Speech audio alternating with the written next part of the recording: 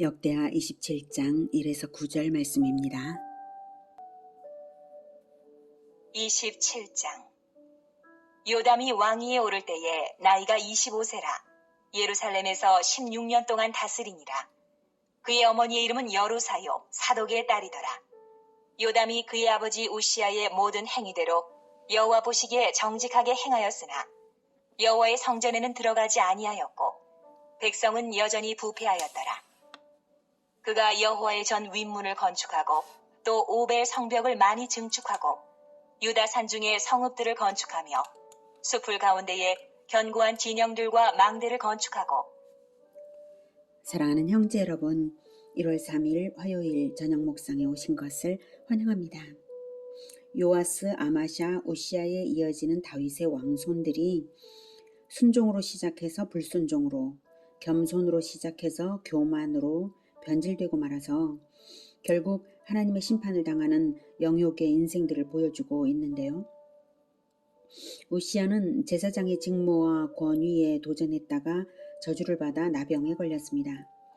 나병으로 별궁에 격리되자 아들 요담이 섭정왕으로서 국정을 수행하며 왕위를 잇게 되었습니다. 1, 2절. 요담이 왕위에 오를 때에 나이가 25세라 예루살렘에서 16년 동안 다스리니라. 그의 어머니의 이름은 여루사요 사독의 딸이더라. 요담이 그의 아버지 우시아의 모든 행위대로 여호와 보시기에 정직하게 행하였으나 여호와의 성전에는 들어가지 아니하였고 백성은 여전히 부패하였더라. 아버지 우시아의 초기 선정을 본받아서 여호와 보시기에 정직하게 행했고요. 또한 아버지의 결정적 잘못인 성전에 들어가 제사장의 직무를 침범한 그 죄를 답습하지 않고 자기 자리를 지켰습니다. 소극적 측면에서는 그러했으나 적극적인 측면에서는 백성들을 여호와 신앙으로 강력하게 이끌지는 못한 사실을 말하고 있습니다. 백성의 부패상이 무엇인지는 열왕기에 이렇게 나옵니다. 열왕기하 15장 34, 35절에 요담이 그의 아버지 우시아의 모든 행위대로 여호와께서 보시기에 정직히 행하였으나 오직 산당을 제거하지 아니하였으므로 백성이 여전히 그 산당에서 제사를 드리며 분향하였더라. 요담이 여호와의 성전의 윗문을 건축하니라. 이렇게 나와 있습니다.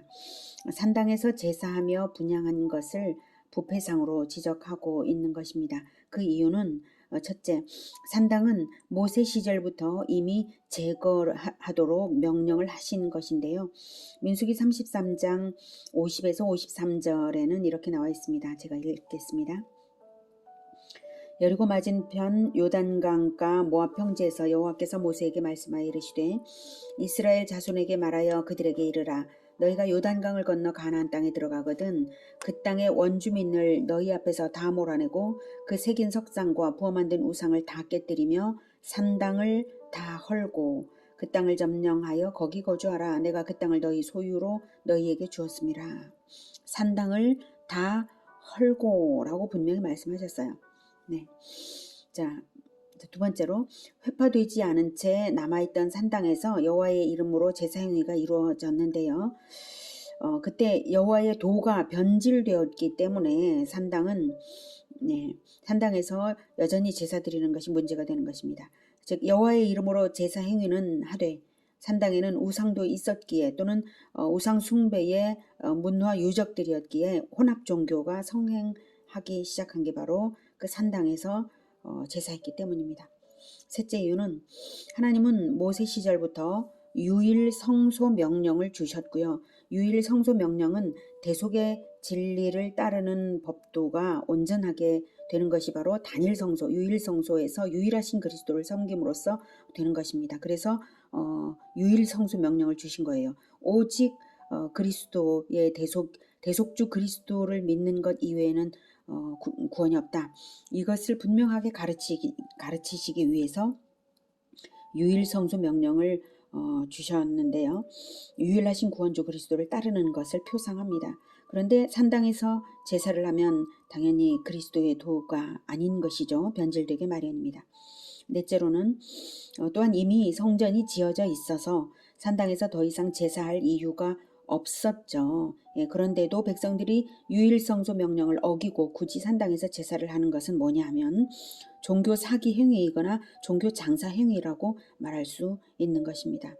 이렇게 산당을 제거하는 것은 성경의 지속적인 관심사입니다. 산당을 제거하는 것이 모든 종교 개혁에 있어서 그 완성도를 평가하는 기준이 되었습니다. 요담은 소극적으로는 개인적으로 범죄를 저지르지 않았지만 적극적으로 백성들의 죄를 근절해야 할 책임이 있는 왕임에도 불구하고 산당 방치로서 백성들의 죄를 방조하고 있었다고 말할 수 있겠습니다. 일반 백성이라 할지라도 본인은 물론 가족과 이웃으로 하여금 죄를 버리고 하나님을 섬기도록 권면하는 삶을 사는 것이 마땅한데요. 이웃까지는 못해도 자기 가족만큼은 책임져야 되는 것이 바로 가장의 책임인데요. 요담은 본인의 소극성으로 말미암아서 신정왕국의 왕이라는 지위가 주는 책무를 온전히 수행하지 못했다라고 말할 수 있겠습니다.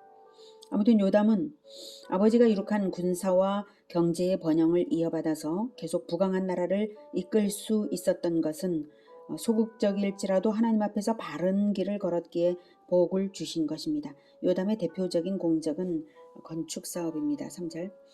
그가 여호와의 전 윗문을 건축하고 또 오벨 성벽을 많이 증축하고 유다 산중에 성읍들을 건축하여 숯불 가운데에 견고한 진영들과 망대를 건축하고 이렇게 건축 사업을 많이 했고요.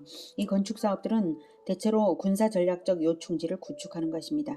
산과 숲풀의 진영들을 건축했다는 것은 관측과 위장에 매우 적합한 곳에 건축함으로써 적의 공격에 대비한 것입니다. 망대는 적의 침입을 관측하는 곳입니다. 건축 사업 외에 암몬과의 전쟁에서 승전한 공적도 있습니다. 5절. 암몬 자손의 왕과 더불어 싸워 그들을 이겼더니 그 해에 암몬 자손이 은 100달란트와 밀 10,000고르와 보리 10,000고르를 바쳤고 제2년과 제3년에도 암몬 자손이 그와 같이 바쳤더라. 암몬은 우시아 때부터 유다의 조공을 바치던 나라인데요. 그런 나라와 전쟁을 할 만한 이유라면 아마도 우시아가 죽자 조공 바치기를 거부해서 그것에 대해서 배반에 대해서 응징하는 전쟁을 했고요. 다시 조공을 바치게 한 것입니다. 6절. 요담이 그의 하나님 여호와 앞에서 바른 길을 걸었으므로 점점 강하여졌더라. 요담의 남은 사적과 그의 모든 전쟁과 행위는 이스라엘과 유다 열왕기에 기록되니라. 요담이 왕위에 오를 때에 나이가 25세요. 예루살렘에서 다스린 지 16년이라. 그가 그의 조상들과 함께 누움에 다윗 성에 장사되고 그의 아들 아하스가 대신하여 왕이 되니라. 역대기 성경의 관점은 모든 왕들에 대하여 명확합니다. 여호와 앞에서 순종하면 축복이요 불순종하면 심판이다 라는 것입니다. 그래서 순종했느냐 불순종했느냐 이것을 정확하게 진단을 하고 있는 것이죠. 그래서 요담이 그의 하나님 여호와 앞에서 바른 길을 걸었으므로 6절에서 바른 길을 걸었으므로 점점 강하여졌더라라고 총평을 내리고 있습니다. 7절은 요담 때의 모든 전쟁, 여기 모든 전쟁과 행위는 기록되지 않았냐 이러고 있죠.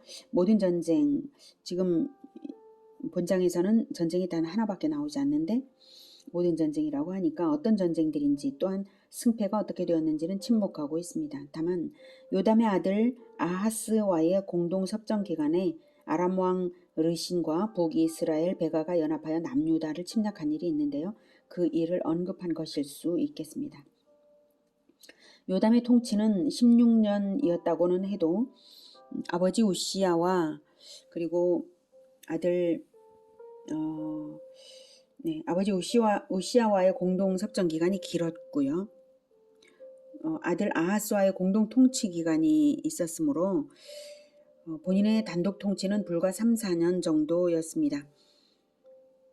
요담은 많은 건축 사업과 암몬과의 전쟁을 짧은 기간 내에 성공적으로 이끈 부지런한 왕이었습니다.